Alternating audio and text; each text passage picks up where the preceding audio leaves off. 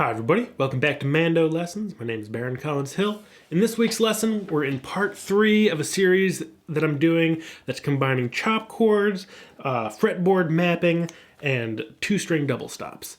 So, if you haven't already, you gotta check out lessons 1 and 2.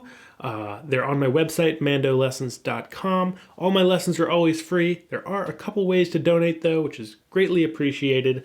And there's links in the description. I've got a PayPal page. I've got a Patreon page where you can get access to lessons early and patron-only live streams. Not required, but greatly appreciated. It helps me put out new lessons every single week and do live streams on most weekends. And in this week's lesson, we're gonna change keys for the first time. We've been working in the key of D. We've been working in the key of G, and now we're going to the key of D. So let's dive right in without further ado. All right, so we're moving away from the key of G, which we've been working on for the last 2 lessons, which of course you know because you've subscribed, right? Thank you for that.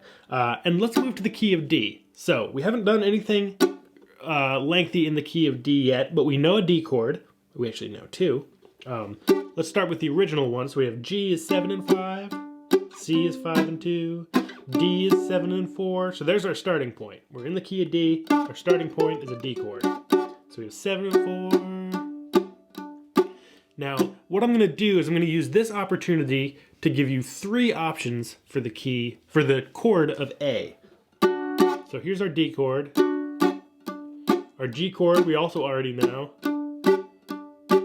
7 and 5. And now we have 3 options for A. And that's really going to round out, 99% of the little double stop shapes that I use on any given basis. So this is sort of as complicated as it gets.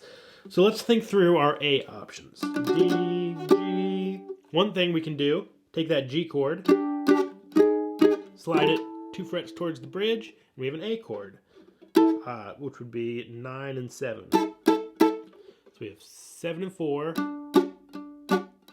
7 and 5, 9 and 7, and back to 7 and 4. And then we say the chords as always, D, then to G, then up to A, then back to D. Let's do it again. We got D, then we got G, then we got A, and then back to D. There's one option. Let's keep those D and G chords the same and see what the other A options pop up. So another G chord we were using is this 4 and 5. And the same way we move this 7 and 5 up 2 frets, we can move that 4 and 5 up 2 frets. So we have C sharp and A, 6th fret and 7th fret. So putting that in context, we have D, then up to G, 7 and 5, 6 and 7 is A, then back to D is 7 and 4, 7 and 4, G is 7 and 5, A is 6 and 7, and D is 7 and 4. On to our third option. Again, first 2 are the same. Now the chord I'm going to use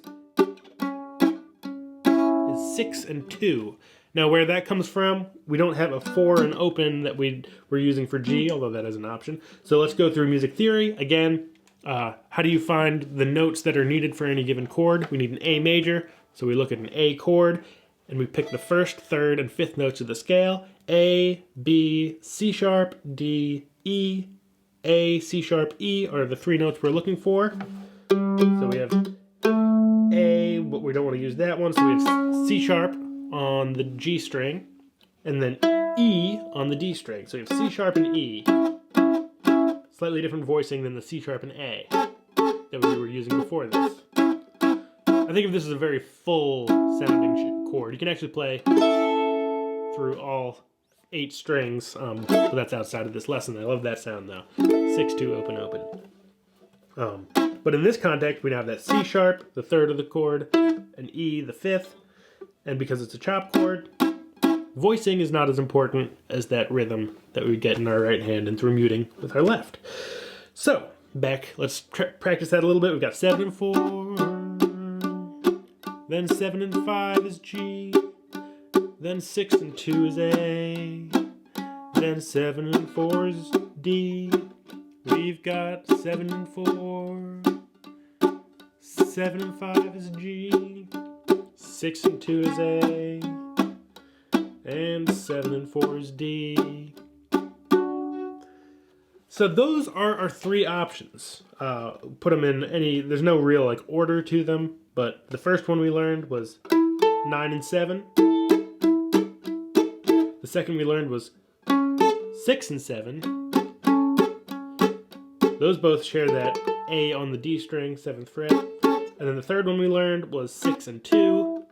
And again, we're reusing that 6 on the G string, 2nd fret on the D. So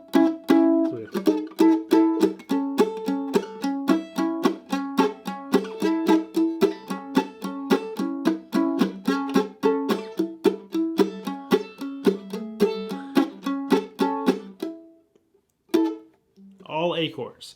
Now I'm going to throw one more at you that you've probably already seen a little bit of. And that's 2, 2 on this. We have an A and an E.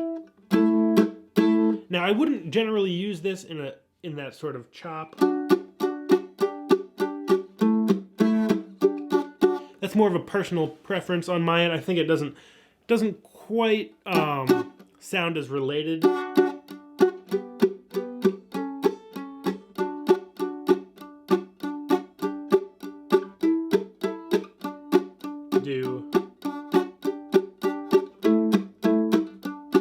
Just sounds a little more kind of out of place. That's, again, my personal preference. There's ways I do use that, but that's a topic for another lesson. But just to round out all of the options that I use, you can also use that 2nd fret A and 2nd fret E as another option. That's pretty much it. That's, 99.9% of the different double stops that I use when I'm accompanying music, especially in that sort of bluegrass style.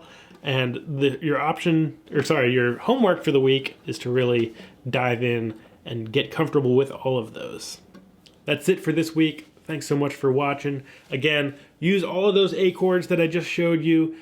Make sure to run through them all. See if you can find interesting ways to put together little 1, 4, 5 chord progressions using all of these chords that I've just talked about. We've only been talking about mostly the key of G, and in this lesson we moved to the key of D. See if you can branch out into some other keys. Make this a 5-minute practice every time you pick up the instrument to really do a deep dive, find yourself some new options. It's going to make, when it comes time for you to, back up other musicians, it's going to make it more fun because you'll have more options under your fingers.